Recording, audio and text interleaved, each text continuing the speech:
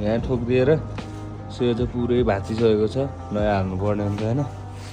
time चाहिँ कति भयो र सो 10 बज्नु थाल्यो म भर्खर चाहिँ कलेजदेखि आउँदै थिएँ क्या अनि बाटोमा यहाँ ठोकिएर यो त पुरै फुटेछ भनेको यताको त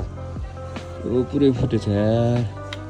नयाँ हाल्नुपर्ने भयो केटा हो फेरि खर्च लाग्ने भयो बाइक यार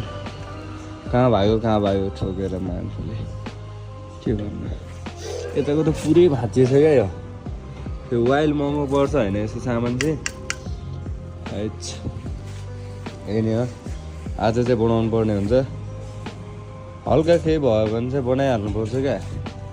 लास्टै बेसी माया लाग्छ नि त केटा हो गाह्रो छ बनाइहाल्नु पर्ने हुन्छ यो चाहिँ नराम्रो देखिरहेको छ त्यो हेर्दा चाहिँ यहाँबाट यस्तो देखिएको छ कि यो देखिएको छ कि यति चाहिँ थिएन क्या एन्ड यस्तो हुनुपर्छ यो चाहिँ यसलाई होल्डिङ गर्नुपर्छ